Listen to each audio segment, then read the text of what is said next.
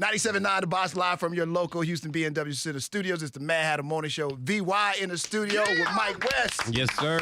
Yo. Man, good morning. VY, Good it's been morning. a long time. It's been a long time. You don't come man. busy like your boys like you used to. Don't call, don't say nothing. Man, my brother. I'm a little upset with you, just a tad bit, but you here now, so I should just rejoice in that. Yes, so sir. before we get into all the stuff you and Mike got going on, what has Vince Young been up to? The pride of Texas. The pride of Texas, man. It's since 2002, man. Since I left my mama household, man. I'm just now. It's 2019, moving back to Houston, bro. Like, whoa. But God's been good, man. I mean, I've been across the world, man, traveling, working, playing ball, you know, helping the community, just doing VY, man. You know, a lot of butt whoopings. Oh, hell yeah, I missed the game, man. Because especially when you look at these quarterbacks now, they are garbage, bro. But, you know what I'm saying? I just want to be honest. I mean, the whole world can talk about me, so let me talk about their ass too. So. But at the same time, bro. Stop right there. Why do you think that they're garbage? I mean, how do you come up with this? What makes them garbage in your opinion? No names, but just no. Oh yeah, I don't do no snitching now. But the main thing is I just feel like a lot of guys play as robots, man. You know what I'm saying? Like they don't put their instincts in the game no more. They like so much of a robot. If coach said throw the ball over here, they throwing the ball over there. But at the same time, when you go to the pre-snap reading, you reading the defense and you got confidence in yourself that you prepared yourself all week to go out and play why they drafted you or why they brought you to the team, they don't do that like they used to. Like when you see Tom Brady or when you see Cam Newton, you see them come to the line of scrimmage and take ownership of the team, of the game. They be like, nah, coach, you called this play, but let me get you out of this to make you feel, you know, be a little bit more successful on the football field. And a lot of guys don't do that. They go up in the game kind of scared to me. They ain't having fun. They just robots to me. So I'm like, man, go ahead and let your hair down and relax, man, and play the game and be entertained, because this is entertainment, man. We quarterbacks, they invest a lot of money in you, for one. Don't nobody want to go to the game and see you just up there just, yeah, they want to see a show, bro. So when I turn on the game, I be like, what is this? This is boring, bro. Really? Yeah, the game is boring. So I watch more college football more. Facts. I watch more high school football. Even Little League football games are more impressive than some of the NFL games. Man. God. And y'all can chime in on this. I mean, I'm just being honest, man. I just don't like, you know, the way that, you know, a lot of the quarterbacks are playing right now. They got to go out there and have fun and play the game how they used to play it when how they got drafted, man. I didn't expect to hear this. Do you think they're being too tight on Deshaun Watson? I mean, we've seen a lot of improv from him, but do you think they're being too tight coaching-wise and they need to open up him a little more? Well, first of all, with that point is, sometimes we have to do this, and Mike West sitting over here, and I'm going to say it out in front of his face. We got to give some of these defensive guys a little bit of credit sometimes, but not too much damn much. You know what I'm saying? But at the same time, man, you know, when you got a quarterback like Watson, man, first of all, you know, I could tell him, first of all, which I already told him, man, make sure they go invest into your offensive line, first of all. So you don't have to take so many hits. Jimbo says that. Last year was terrible. You know what I mean? If you got to take a pay cut, I mean, Tom Brady was one of the guys that do it every year. He'll take a pay cut to make sure his offensive line is right. So Deshaun definitely do that. But in the second time, like, just let the man loose, man. He can do so much, and you would never know. But the coach is the boss, man. You got to listen to the boss. Always. At any job, you got to listen to the boss. You just go out there and start doing. I'm sorry, Mike. You just go out there and you start doing your thing. Coach is gonna be like, "Hey, man, you ain't gonna listen." Why? VY. No, you don't listen to the coach.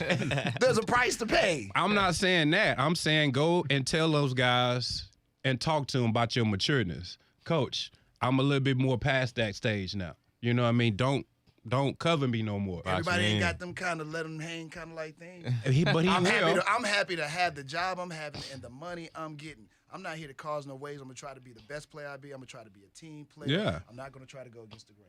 No, I'm not saying going against the grain. I'm telling him to go show his matureness and ask for more to put on his plate. You let him know he should go and not demand, but hey, not coach, demand, I can do this job. I can do more. I can do more at the line of scrimmage because the game is involving. After the coach called a play in your ear, half of the time that shit is not finna work. Yeah. Because not because of what y'all thinking. Not because of what y'all thinking. Coach, it's just bring your ass out here and try what you just said. This ain't working out here, bro. If you watch, this ain't working out here. If you watch Tom Brady and a lot of the quarterbacks, Aaron Rodgers, a lot of time they're changing into the line of scrimmage. That's what I mean. What was a big moment that happened for you? The coach made a call and you was like, this ain't gonna work, and you did your own thing and it worked. But that's the what name one time in your career that happened? Do you this is every play.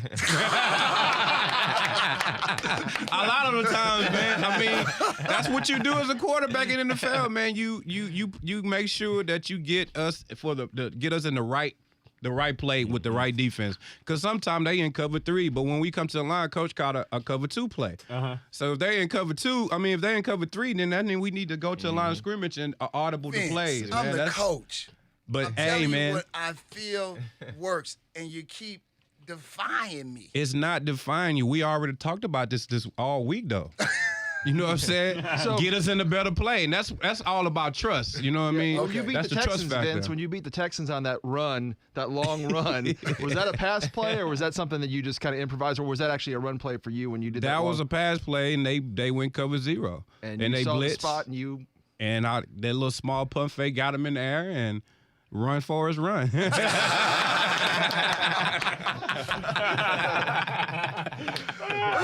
That was lit too. That was lit. Yeah, I remember that. I was at that game. Yeah, man. But again, I'm never saying like, just don't do what coach says. Right. But the preparation all week, you always have an option to audible to play because of the defense. You know what I mean? Like, everybody does that, but in the same time, sometimes a lot of guys just don't do it, and they stick with that play, and it puts. It puts a lot of pressure. Y'all, like everybody be like the quarterback. Why did he do that? Why did he do that? Boy, he didn't get him to a better play because the defense won that battle sometimes. And that's why I was saying we got to give these guys a little bit of credit, but we don't really want to give the defense guys too much credit. Let me ask you, Vince, with all the stuff that's happened to you, is there any moments of regret with your career? No, not really, man. I'm blessed, man. I wish I can play longer for one, definitely, because I love the game so much, but it didn't pay off like that. You know what I mean? So now I have an opportunity to help the younger guys, push them in the right direction, make sure they can bounce questions off of me, and just show them, teach them the ropes. A lot of people are like, why you don't be coaching? I'm like, man, I do a little bit of stuff on the side. I talk about football, but I know these guys, that's their craft. They're going to excel in that. It's all about the stuff that's after football, the things that, I have an opportunity to being blessed with, to have a real estate company, a steakhouse, or in the engineering field, B2Z engineering company. So it's all about those things. Footballs don't last long. I mean, that's what it's called, NFL. Not for long. You know what I'm saying? So not for long. You got to make sure you setting yourself up for the things after football. And I really feel like a lot of university has started to implement these programs in the school, and as well as the NFL. The NFL PA is doing a lot of different new things for the guys as well. So I appreciate that, and I love that they are doing that. For the guys to do some things off the field, and I'm happy to see that. So. And speaking of that, I'm glad that you recovered, because you hear a story every day about these athletes with money and stuff like that. And I know at one particular point you had a problem, but it seems like you have recovered nice. Another one of our people, Adrian Peterson, was in the news for. I don't believe that story. I don't believe it, but I don't want to believe it. It was reported in the news. Okay, I got you. Whether it's true or not, time can only tell. Right. But anyway, how did you bounce back? Yeah, it's just all about making sure you got the right people around you, like the right mentors. So I tell guys when they first come out, make sure before you get on that football field, you have everything off the field in line. And that meaning financial advisor, that meaning the right agent, that meaning the right manager. When you're going to have meetings on certain days, because you can't have meetings every day during the week. You got to pick a day during the week for your financial advisor to come in and talk to you. So a lot of times, a lot of people are blaming. Yeah, it's somewhat, I don't know what's going on with AD. That's my boy, that's my brother, and I wouldn't speak on that. But at the same time, a lot of that stuff is not just AD's fault. He has some people around him, that's some grown-ass man, that's taking advantage of him and doing some things you've been through behind stuff like the back too, as well. Yeah. So, but at the end of the day, I still have to blame the individual. I'm gonna look That's at VY that's why I said you that. pick the people. That's why I said, like, I'm gonna take the half of the blame, all the blame, because I picked these individuals. But in the same time, they know better too. You know what I mean? Well, they're here to take advantage of you, though. Their job was to come. Well, that's not their job. No, that's not their job. But I think most people try. You want to hope that people have your best interest in you. But it seems to me, especially with a lot of these black players and just people in general, entertainers, the whole nine. Yeah. It seems like there's always these people. They come in.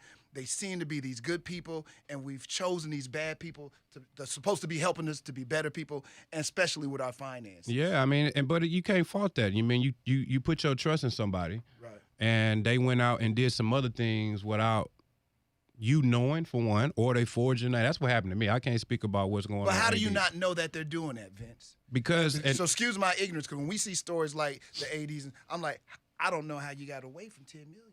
right, I mean, because of the fact, like, when you have those meetings, I just said, they bringing you information about your money.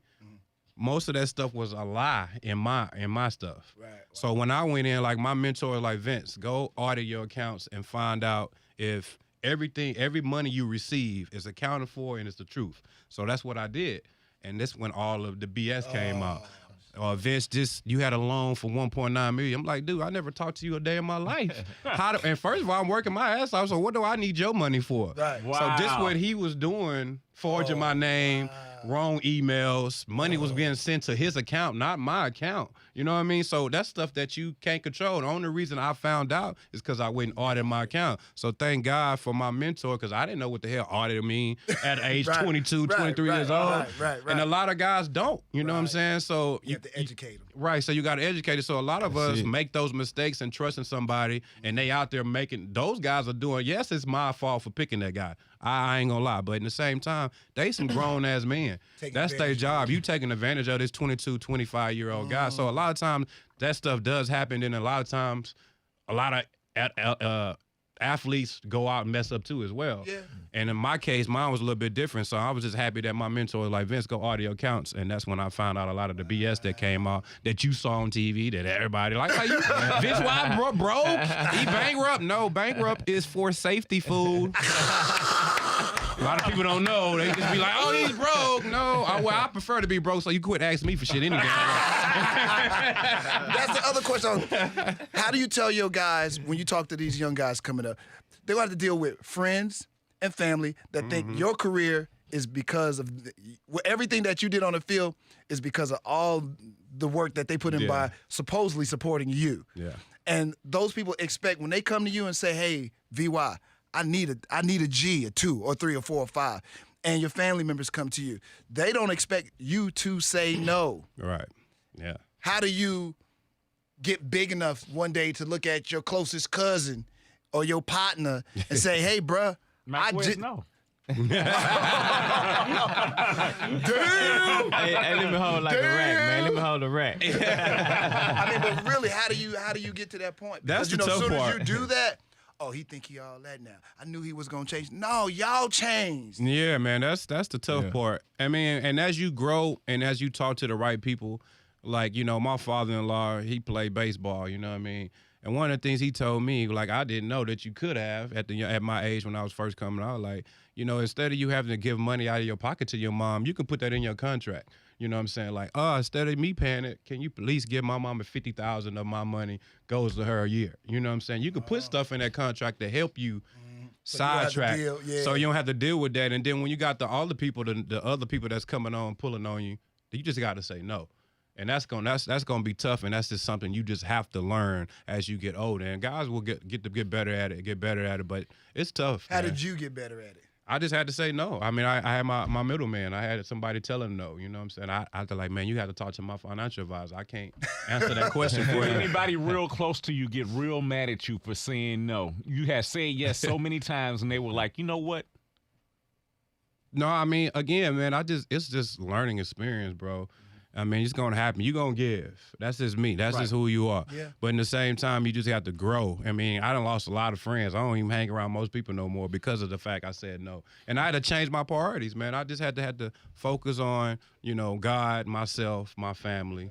my business and the community. That's my things I focus on now. And when I made that change, you started to see the people start dropping off because you wasn't giving as much as you used to. But at the same time, you have to like worry about your future. Do you still want to live the same lifestyle as you get 46, 56? But if you keep giving, you ain't gonna baby do that shit no more. So you just gotta prioritize and refocus, and because sometimes you get distracted. I was distracted sometimes, but as I got older and older, things started to matter more to me. Especially now, I got kids now, so I can't really be doing the same thing. I'm 36 years old now, bro.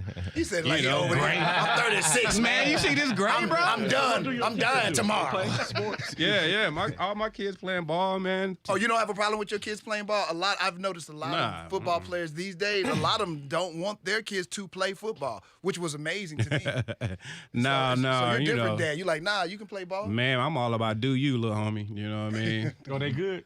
Yeah, my son doing really good. My daughter playing tennis. So, I want them to live life. You know what I'm saying? Yeah. And that's what I'm here for. I didn't have my dad there. You know what I'm saying? For me to lean on. So I take pride in that. Mm-hmm. And definitely want to give a shout out to a lot of the young dads this generation, man. They doing great jobs, man. And since you said that, LeBron has been in the news. Oh, yeah. How do you feel about him being the dad that go in warm-ups? I see Vince as that kind of dad. That's me, bro. I believe it. Dog, you have no idea. Jimbo, I'm proud. Man, you supposed to be proud of your son, man. You know how hard it is. You're supposed to be proud. That's your baby. That's right. And I'm at games and practices now, and some moms be out there going in. You know what I'm saying? I be like, dang. You know what I'm saying? I mean, like, your son really sucked, bro. He need a little bit more rubber. But at the same time, when you see your son or your daughter make a play, catch a touchdown, shoot a shot, and they make it, they supposed to be excited about your baby. So you had no problem with it at all? Oh, no, man. I love LeBron, man. I love each and last. I love everybody that enjoys being around their family, man, because you never know. Like PJ, man, Simmons, my little guy just passed away, man, and, at his funeral, just listen to everybody talk about PJ, man. One thing he was a family guy, man, and you never know, man. Your day, God can call you at any time. So what's the moments and everything that you are cherishing with your family? So if something to happen, God, nothing happened to LeBron or myself, I know his kid, my son, gonna be like, man, my dad. That was a great dude. He was a great dude. He was supporting his son, man. So I wish people just shut the hell up, man. Let that man support his baby, man. Let him live, man. Let him live. And we're gonna wrap on that right there. So tell me what you and Mike West got going on. Big Mike, go ahead and take over. Big man, dog. we rocking, man. We got the biggest thing right now is we got the Ronald McDonald House charity food drive. Mm-hmm. That's the biggest thing we're doing right now. We want to bring exposure to that situation. Basically, when you're in the Ronald McDonald House and you're going through adverse times, basically your kids dealing with illness, and you don't have a lot of extra money, right? So what they saying is they run out of food in their pantry. They just don't have no food in the pantry because all the people are just going down there to eat instead of buying hospital food. So right now, me and Vince, we just got a food drive going, man, trying to get the city to support it. And hopefully after we do this, more people will start donating. Yeah, we just want to bring awareness to it. So that's the biggest thing we got. And then Vince got his first annual jamboree, man. I'm excited about that, man, bro. Back in the city, man. And I'm going to do my part to help him be successful with it, man. Go back to the McDonald's deal. When are y'all doing what are you doing with that? When are you doing it? And where can people get information about it from? Okay, great. We doing that.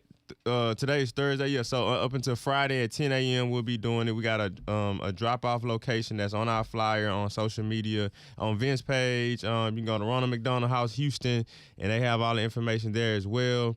And it's the main location on Holcomb Street. Okay, is where we'll be going on Friday to drop off stuff. All right, appreciate it, Mike. Yeah. Now, what's going on with this? What do you call it? Jamboree?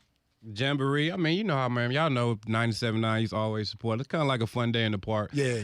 It's the main thing about, a lot of little league and middle school kids don't get enough scrimmages in before they season start. Mm-hmm. And when I got back in Houston, I talked to a lot of the teams and commissioners and coaches and things like that. I was like, well, let's just do a jamboree and let these kids get like at least 2 or 3, scrimmages in before they season start. Also, it's just like to celebrate the young men and young ladies that's out there starting their school year as well as their sports. So, it's going to be a fun day. I mean, we're going to have, jump houses, just snow cones, music, but we also, gonna have a couple of football games that the parents can come out and support their babies, man. So it's just all about keeping the community together.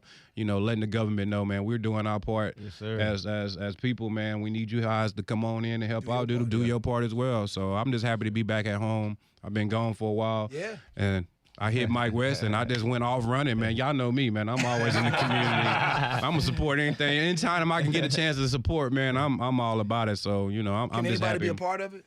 Yeah. You go to 10vinceyoung.com. That's my website, or you can text VY to 713-713. You get more information about it. But we'll be doing a whole bunch of stuff throughout the year, man. I always do an educational camp. I'm always doing something with the kids. So I just continue 97.9. You guys always been supportive, man. So whatever we can do to work together as a unit, as a family. Like you said, I don't want to make you mad no more and be gone for a while. I want to make sure we good. I don't want the Hatter to be mad at me. And my last question to you, Vince, is I know there's so much that you can do, and I know you love the game, but being a sports commentator, something like that, is it something that you've even thought about, or you just totally like, Yeah, I've done that, man, with the university. I'll be in London this year doing some games in September, 2 games in September. So, I'm always be some way talking about football, about the game, because I love it, man. And, I enjoy the game, man. It's fun. I miss it so much. When I'm out there playing with my son, I be out there really making that boy miss. I be like stiff for him. I'm like, oh, shit, my bad. You sound like Jay Matt. Y'all boys don't care. Yeah, you can't be giving a trophy to a kid that came in 3rd and 4th place, man. You know what I'm saying? Oh, you got one of those kind of days? Nah, you need to earn that, homeboy. Everything in life has got to be earned, man. And a lot of people be looking at me like, man, Vince, why you be getting this and why? Like, dude, I earned that, bro. It wasn't hard. It wasn't easy to get that love and respect that I have. I had to earn that, and I want my son, I want my daughter, I want my kids to know, man, ain't nothing given in this world, man. So if somebody giving you, that means you owe them something. So you just moved back here. Are you gonna be still living in Austin also, or you just going? Yeah, I'm always be back and forth, man, doing stuff with the university. I got my steakhouse out there. I got my real estate company started out there. So, I'm always going to be moving around. I speak a lot to kids throughout Central Texas. So, in Austin, Dallas, Corpus. I'm all around. Texas is so big, man. A lot of people like to branch off to all these other states. Man, I'm right here in Texas where I'm from. I'm going to go touch all the places. And one of my role models, Muhammad Ali, man, a lot of times after he was finished kicking butt, man, he used to go to like 10 cities and just go and greet the people and be around the people, man. So I'm going to these locations like McAllen, Texas. I'm going to all these places that people don't go and have an opportunity to give my testimony, and then also help anybody from parents to the kids to figure out how to get their baby to college or to be successful in anything they're trying to do. So, I feel like God blessed me to do that. That's my calling. So I'm going to continue to keep doing it. You know what I mean? I like it. VY, what's your outtake on the Longhorn season this year? Oh, man. Come on. I gotta know. That's right, Coop. That's right. Coop. Yeah, I think we're going to have a good year, man. We got some work to do on the defensive side. We lost a lot of guys from the defensive line and our linebacker core. But our offense, Sam, he has that it factor. Sam Ellinger, he's a leader. I texted him the other day. I said, how you feel, man? I'm just ready to F and go. I'm like, oh, okay, using the F word now. He's growing up. He's growing up. He's comfortable now. Yeah, but we got some animals over there, man. Tom is doing a good job of bringing in some 5-star kids, man. So I got a lot of love for him, man. So I'm just happy to see we going in the right direction. So now we just got to stay on it, man. Stay on it. So we got a tough game. LSU, man. Yeah, that's going to be a big one right there. That's going to test us a lot this year right there. All right, give them the website, everything, so they can get this information from you. Yeah, man, 10vinceyoung.com. That's my official website, man. You can go on there and get more information about the Vince Young Foundation, stuff that we're doing in the community. And then, me and Mike West, man, we're at Ronald McDonald House tomorrow, man. Whatever y'all can do to donate, you can go online at the RMHH wish list. And to 24 37 25, you can text that, and you can donate with cash. If you don't want to officially drop something off, you can do that by cash. And a lot of people been hitting me on my DM and social media asking if they can't make it, how can they do cash? So I'm glad Mike West and the team got that flyer together for people can donate as well. Yes, all right. Well, I appreciate Mike West. Thank Appreciate you so much, man. brother. Appreciate your time, man. Face to face. Sure. VY. My guy. Don't be a stranger. No Appreciate flex. y'all. No flex. VY. Mike West. Appreciate it. 97.9, baby. 97.9.